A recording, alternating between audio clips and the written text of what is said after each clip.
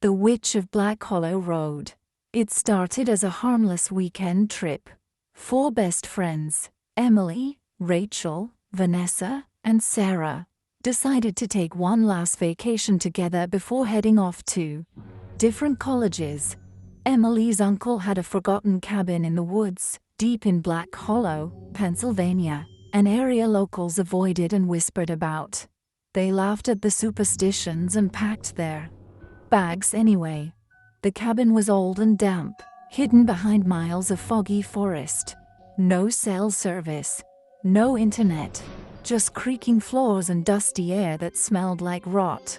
From the moment they stepped in, Rachel said, "This place feels wrong," but they all brushed it off.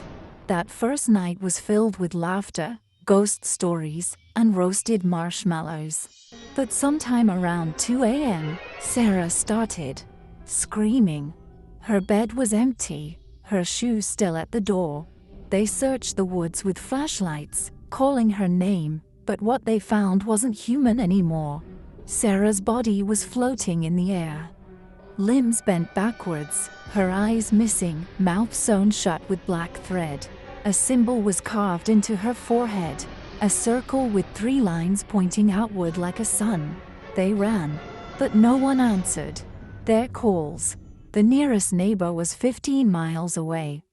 The next day, Vanessa insisted they leave immediately, but Emily's car keys were missing. And then Rachel started acting strange, standing in corners, talking to the shadows, whispering something about her. That night, Vanessa disappeared too.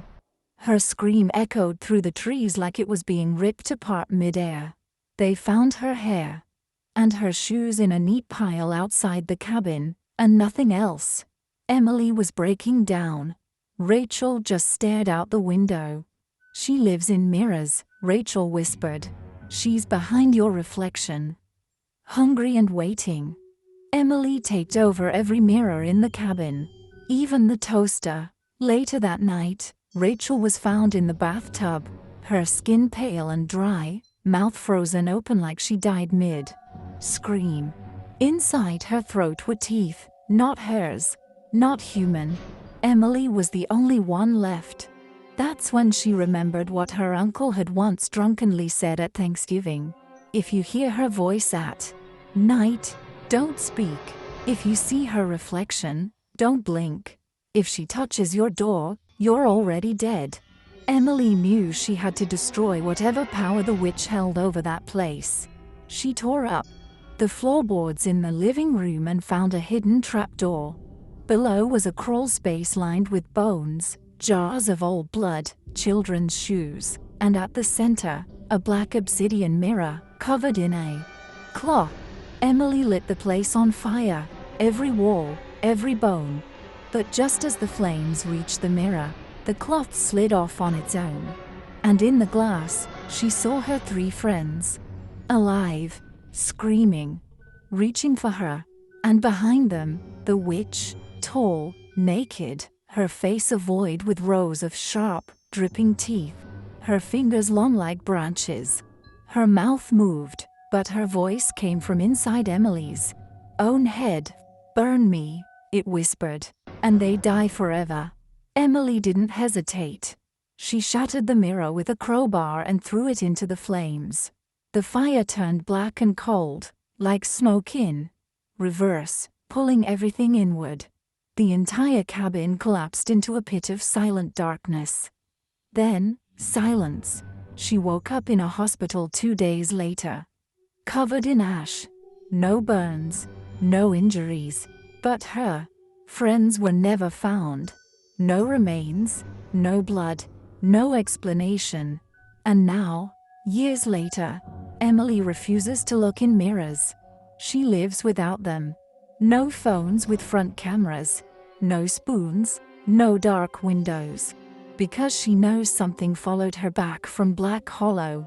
And sometimes, in her reflection, in a turned-off TV, a rainy window, or someone's sunglasses, she sees them.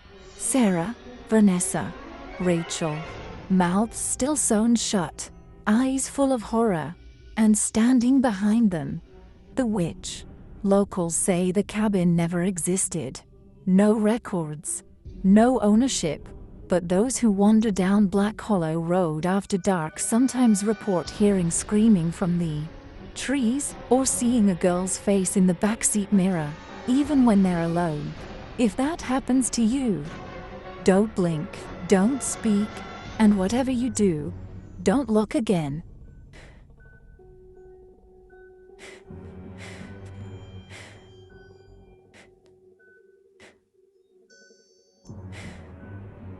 The Witch of Black Hollow.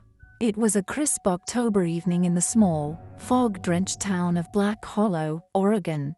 The wind howled through the pine trees like a dying scream, and the moon, blood red and misshapen, hung above like an omen no one could escape. 4 best friends, Emily, Rachel, Sophia, and Lily, had grown up together in Black Hollow, their bond forged by shared secrets, childhood, mischief, and a thirst for thrills. But none of them could have imagined the horror that would unfold the night they dared to enter the cursed woods behind Ravenhill Cemetery. The legend was old. Locals whispered about the Hollow Witch, a demonic crone said to have feasted on souls for over 100 years. They said she once lived among the settlers, until she was caught sacrificing her own daughter in a ritual. Burned alive by the townspeople, her last words were a curse. "Any girl who enters my forest will return only to feed me." But teenagers don't believe in curses. Not until they meet them. That night, the girls walked with flashlights and nervous laughter, breaking the thick silence of the forest with sarcastic jokes. They were looking for the old cabin where the witch supposedly lived. It was Rachel's idea. Bold, reckless Rachel. "Let's prove everyone wrong. Let's get real pics of the cabin and show those TikTok morons what real courage looks like." The trees grew denser, the fog heavier, the silence unnatural. And then, they found it.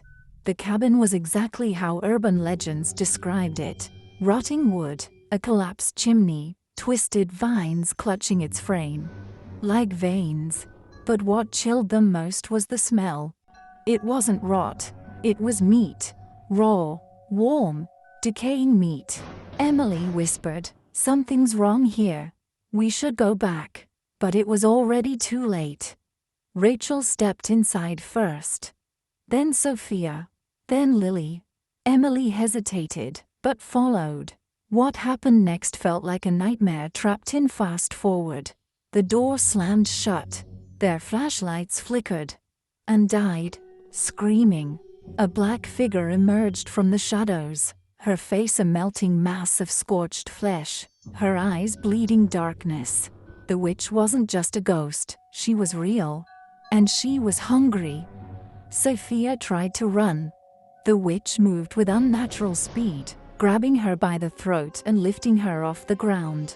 Her screams turned to choking gurgles as her body turned limp, skin graying, eyes hollowing. Rachel attacked with a stick. Brave, foolish Rachel. The witch didn't even flinch. With a hiss, she grabbed Rachel's face and peeled it off like wet paper. Blood sprayed across the floorboards.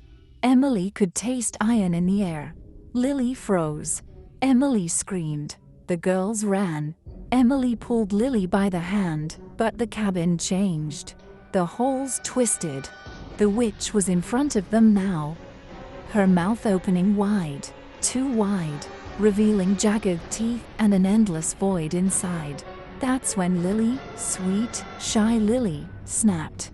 She screamed a word in Latin none of them remembered learning. Her eyes went white. The witch paused, snarling. Lily had read about something, a counter curse. Back when they were researching the witch's legend for fun, something had stayed with her. And now, instinct took over. She grabbed a rusted cross off the wall and stabbed the witch in the heart. The scream that came out wasn't human. It shattered the windows. The floor cracked open. The witch caught fire, but it was cold blue flames, unnatural and soundless. Her body collapsed into ash, twitching. Emily couldn't breathe. Lily was crying.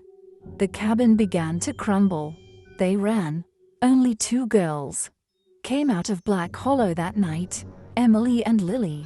The town didn't believe them. The cops searched the forest but found nothing. No blood, no bodies, just fog and silence, and that rotting smell that clung to everything. But Emily hears whispers in her sleep. Lily doesn't speak anymore. She writes symbols on her walls and wakes up with scratches on her arms. And every October, another girl goes missing. Black Hollow's curse isn't broken. It's waiting.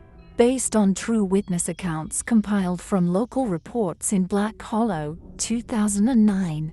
Names have been changed for privacy.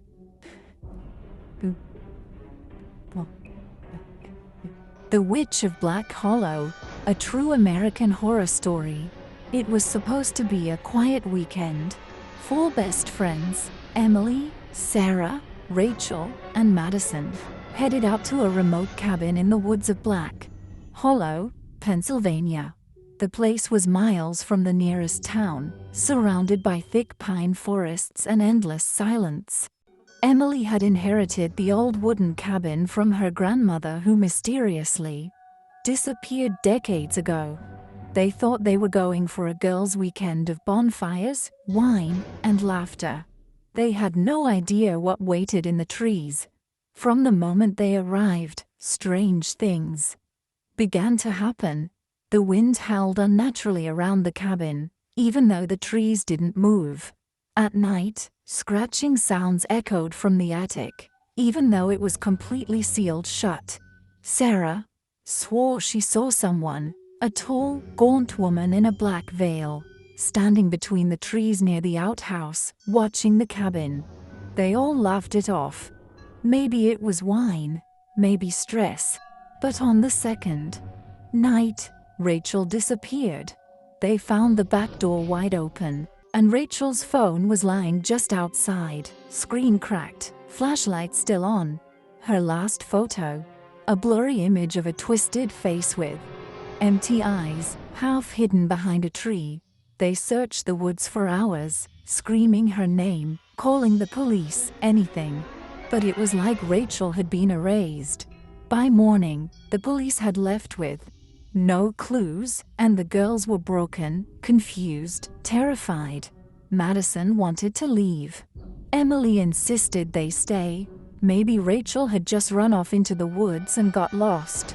But Sarah was already packing. That night, Madison started sleepwalking. Emily woke up around 3 a.m. to the sound of the cabin door creaking.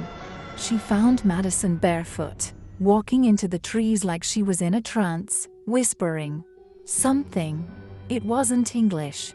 It wasn't even human. Emily grabbed her and shook her awake.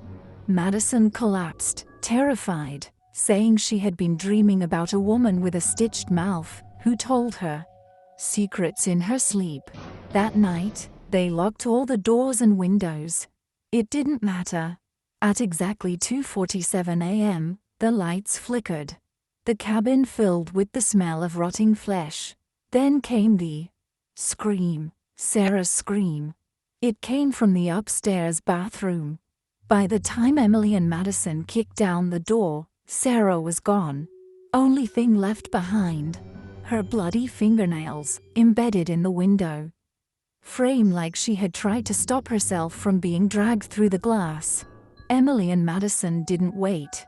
They ran into the woods, driving in complete silence back to town. But it was already too late. The Witch of Black Hollow had chosen them. Madison wasn't the same anymore. She didn't sleep. She didn't eat. She started whispering in that same unearthly language. One night, Emily woke up to find Madison staring at her, grinning wide, her pupils completely black. The next morning, Madison was gone too. No note, no blood, nothing. Just her jacket hung on a tree branch outside Emily's apartment. with a lock of her own hair tied to the sleeve with twine. Emily was alone now. She began to investigate the Black Hollow woods. Old town records, library archives, interviews with locals. Who wouldn't even say the name of the forest out loud? What she found chilled her soul. In the 1800s, a woman named Agnes Thornwell had lived in that forest. Accused of witchcraft, she was burned alive by the townsfolk. Her final words, recorded in a forgotten church ledger: "If I must burn, then I shall eat. I will feast on your daughters' voices, and drink from their fear. You will never silence me again." Since then, every 40 years, 4 women go missing near that same forest. Every time, one survives. Emily was determined not to be next. She returned to the cabin one last time, armed with old Puritan rituals, salt, iron, and the names of the dead. The witch came at midnight, rising from the earth itself, her mouth sewn shut with wolf sinew, her eyes. Emily stood her ground. Reciting the ritual in Latin, she forced the witch back, every word burning her throat like fire. As the air turned black and the forest screamed, Emily stabbed the witch with an iron dagger, straight through the stitched mouth. The scream that followed shattered every window in the cabin. When Emily awoke, it was morning. The witch was gone.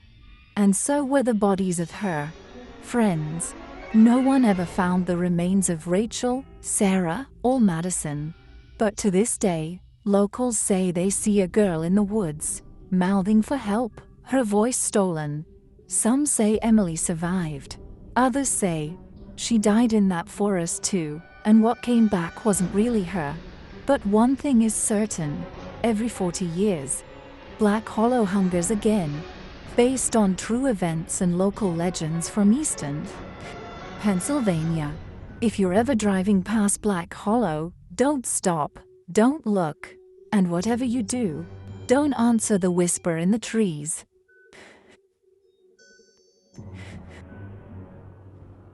The Witch of Black Hollow, a real American horror story. It was a cold October evening in 2017. 4 best friends, Emily, Chloe, Madison, and Rachel, left for a weekend trip to escape college stress. Their destination, an old rented cabin deep in the Appalachian Mountains, in a forgotten region known as Black Hollow. Locals spoke of the place in hushed tones, claiming something dark lurked there, something not human. As they arrived, an old man who gave them the cabin keys warned them, "Girls, don't go into the woods after dark. Especially not near the old stone well. That's where Agatha Crowley is buried." They laughed it off. City girls don't believe in ghost stories. Bold, rational, fearless. That first night, the cabin felt wrong. Wooden beams creaked. A wet stench filled the back room. While drinking wine near the fireplace, Madison found a strange leather-bound journal in a dusty trunk. The journal was old, blood-stained, and dated 1892. Its author, Agatha Crowley. It was full of demonic rituals, dark spells, and disturbing drawings. Some of people hung upside down, others of women with black eyes and snapped necks. Emily, joking around, read a line aloud. "I summon thee, Mother of Shadows, rise from thy hollow grave." Suddenly, the air turned cold. The lanterns flickered. The fire turned blue. No one spoke. They dismissed it as a weird coincidence and went to sleep. But in the morning, Madison was gone. Her bed empty. Her phone shattered. Beneath her bed, the wooden floor was split with burned claw marks, like something had clawed its way up from below and dragged her out. They searched all day. As the sun set, they found her body hanging from a tree, her chest ripped open, eyes missing, and carved into her stomach were the words, "One has fed me. 2 more must bleed." Chloe screamed. Rachel fell to her knees. Emily's hands trembled. They ran back to the cabin, only to find their car wrecked. The engine had been torn apart as if shredded by claws. That night, whispers filled the walls. Scratches echoed from beneath the floorboards. The stench of death returned. Chloe became strange.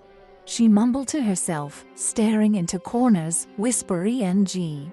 She's talking to me. She wants Rachel. She says I'm hers, no W. Suddenly, Chloe snapped, grabbing a broken bottle and slashing Rachel's shoulder. Emily fought her off with a fireplace poker, knocking her unconscious. But when she turned around, Rachel was gone. A trail of blood led into the woods. Emily followed. She found Rachel nailed to a tree, her mouth sewn shut, eyes wide open.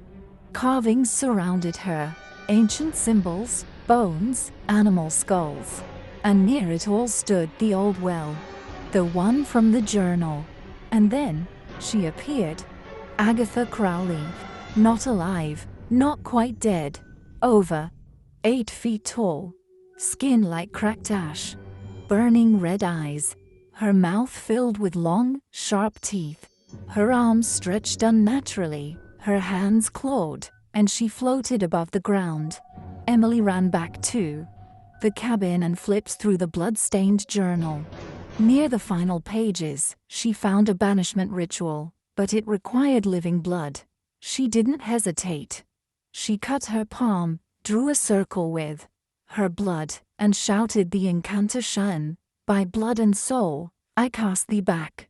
Agatha of Hollow, rot in your GR Avenue. The cabin shook violently. The windows exploded. Screams erupted from the walls, dozens, hundreds, all around her.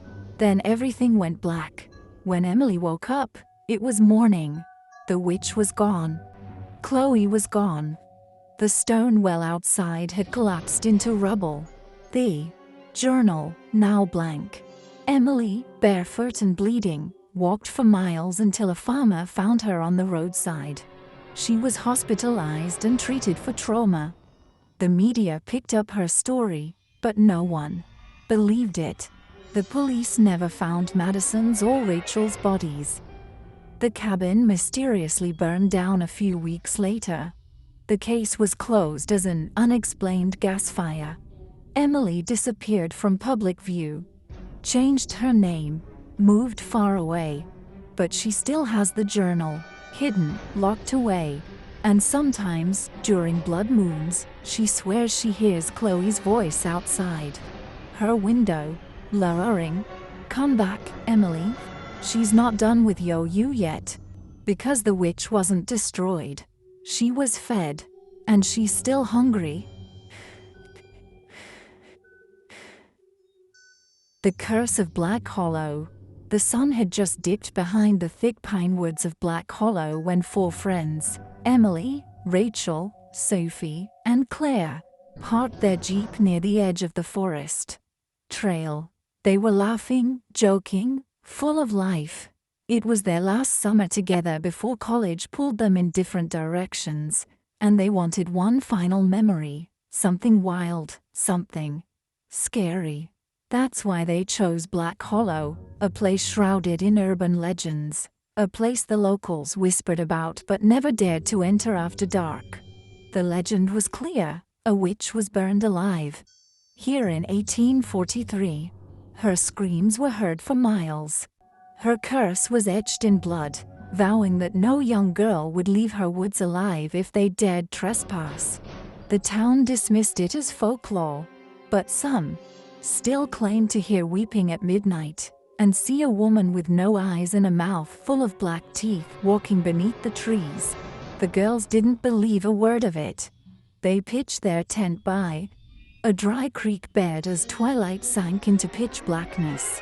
Emily brought out the speaker, Rachel lit the fire, Sophie popped a bottle of cheap wine, and Claire, always the sensitive one, glanced nervously into the trees.